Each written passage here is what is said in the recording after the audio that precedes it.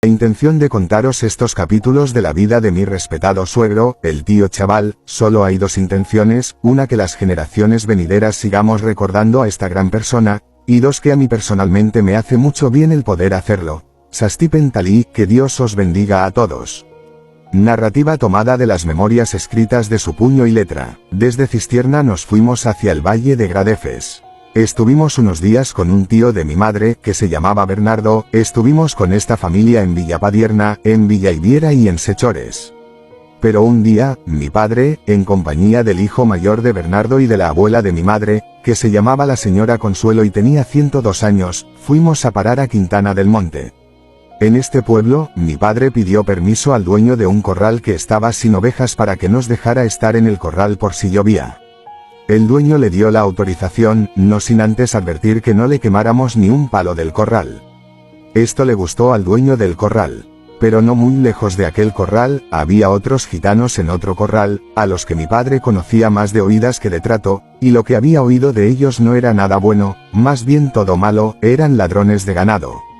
Mi padre, viendo el problema que había cerca, se fue a hablar con ellos y les dijo de esta manera: escuchad bien lo que os voy a decir, estoy en ese otro cercano corral con toda mi familia. Por favor, os lo pido, que no vayáis a cometer alguna cosa mala, y vamos a pagar nosotros las consecuencias. Así que decidme si es que vais a hacer algo, porque si vais a hacerlo, cojo ahora mismo a mi familia y me voy de aquí. Así que desengañadme. Ellos dijeron que no se preocupase, que no hacían nada malo y que no iban a robar nada. Mi padre y Manolo marcharon por la tarde al pueblo, y se juntaron con varios vecinos del pueblo de Quintana, y entre ellos el dueño del corral que nos habían dejado. Mi padre cantaba muy bien, y se liaron de juerga y de cante hasta altas horas de la noche. Cuando llegaron al corral, ya estábamos todos en las camas, todas hechas en el suelo. Ellos venían alegres, sin saber lo que se nos avecinaba, porque como a la media hora de llegar ellos, llegó todo el pueblo con pistolas, escopetas y garrotas, y nos acorralaron. Y entraron unos cuantos, pero de muy malas maneras, contemplaron que en el corral solamente había aquellos dos hombres que habían estado en la cantina con la mayoría de los vecinos del pueblo. Mi padre quiso saber qué era lo que pasaba y por qué venían de aquella manera.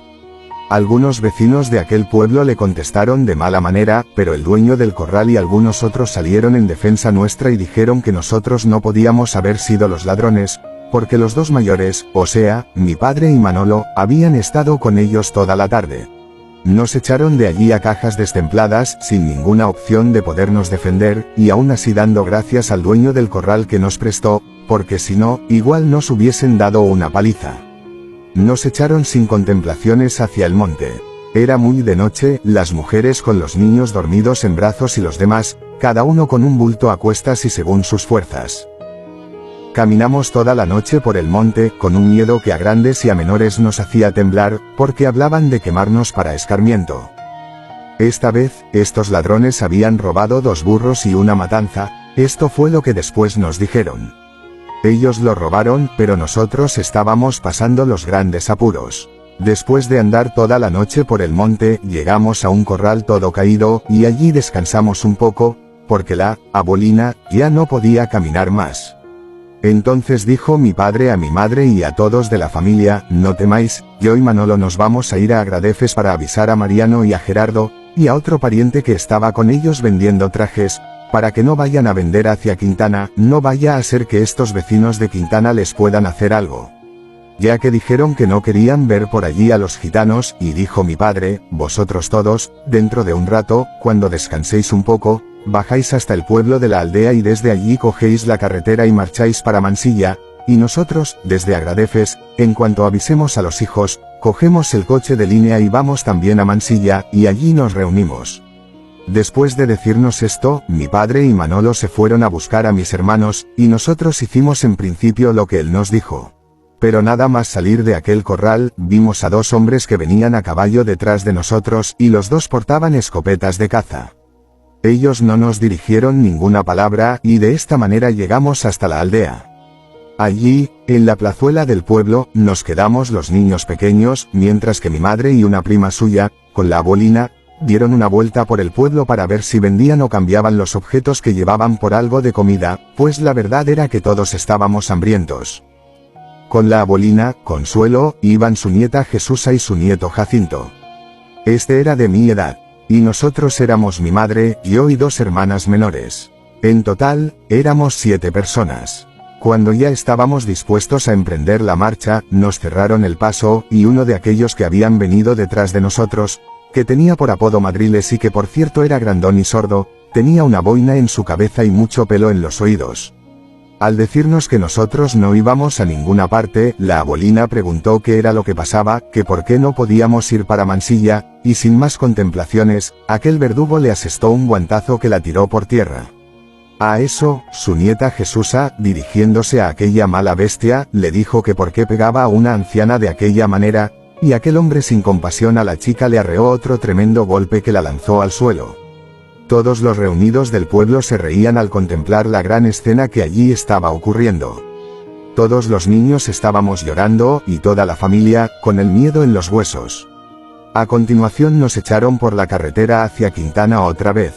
Cuando nos llevaban conducidos hacia Quintana, el comentario entre ellos era, tal y como está la Guardia Civil en Quintana, no nos van a dejar dar el escarmiento que tenemos pensado, para que dejen de robarnos los gitanos. Y decían, sí, hay que darles un escarmiento. Ya veréis cómo así ya no vienen más por aquí. Así que quemando a estos, damos un buen escarmiento. Llegamos a Quintana, agotados, uno por el miedo y por el cansancio de estar niños y adultos sin dormir y apenas sin descansar, debido a los acontecimientos. Allí, en Quintana, en la plaza, había cantidad de gente reunida, como si estuviesen preparados para una gran fiesta. Allí, en medio de la plaza, había gran cantidad de leña, y de urces y jaras, como si fueran a hacer la hoguera de San Juan, pero no era para la hoguera de San Juan, era para quemarnos a nosotros. Esas eran, al menos, sus intenciones. Cuando todos aquellos hombres estaban ensimismados en cómo tenían que hacer tal acontecimiento, yo miré hacia la pequeña cantina que había junto a la plaza. En estos momentos la tengo en mi mente, y es como si tuviese una fotografía delante de mí. Aquella pequeña cantina tenía 2 escalones para subir y poder entrar en el establecimiento, y a la puerta estaba un guardia civil al que yo conocía mucho y que era muy amigo de mi padre. Este se llamaba Mario. Al verle, eché a correr hacia él y le agarré de las piernas, y le dije, Mario, señor Mario, soy hijo de Antonio. Él me miró y al reconocerme, le dijo al otro que estaba adentro, oye, que son la familia de Antonio. Y entonces me dijo, tú no te muevas de aquí. Fue hasta donde estaba mi madre y, como pudo, la sacó de entre los que la rodeaban, a ella y a las niñas. Y cuando las trajo hasta donde yo estaba, nos dijo, empezad a andar hacia Agradefes. Venga, andad ligeros. Y mi madre le decía preocupada, la abuelina. Y Mario, el guardia civil, decía, Dolores, tú, camina, que ya veremos si podemos sacar a la vieja. Empezamos a andar, y seguidamente vimos cómo habían podido sacar a la abuela y a los otros de la familia. Los 2 guardias civiles venían detrás llevando la bicicleta con una mano y con la otra sujetando el fusil, porque la avalancha de gente venía detrás de ellos, insultándoles y diciendo que ellos eran los culpables de que hubiese tantos robos, y que ellos eran cómplices, y un sinfín de cosas más. Pero menos mal que Dios había mandado, en nuestra defensa, a estos 2 guardias que eran amigos nuestros. Eran muy conocidos porque un poco de tiempo atrás, mi padre había alquilado en el pueblo de Puente Almoy un local grande donde estuvimos una temporada, y pegado a este local estaba el bar que era de los mismos dueños, y estos guardias iban de servicio con frecuencia hasta Puente Almoy. Y esta era la amistad y el trato que nos unía con estos guardias civiles. Ya por la carretera, mi madre contó todo lo que nos había ocurrido a los amigos guardias, y también les dijo que mi padre había ido a informar a los otros que estaban vendiendo por Agradefes, para que no fuesen hacia Quintana. Al llegar a Agradefes, ya de noche, el guardia Mario llamó en la fonda y preguntó por mi padre, y la dueña le dijo que estaba allí, y que hacía un momento que se habían ido a acostar. Entonces Mario llamó a mi padre, y le dijo, Antonio, aquí te traigo a la familia, que si no es por nosotros te la queman. Mi padre se vistió y bajó para vernos y darle las gracias a aquellos guardias. Cada vez que me acuerdo de esto, me hierve la sangre y me encuentro con una impotencia, donde no hay explicación que pueda darme una respuesta, a esta manera tan ingrata de la mayoría de esa humanidad, que sin pararse a pensar, echan la culpa a todo un pueblo por lo que cometa un solo ladrón.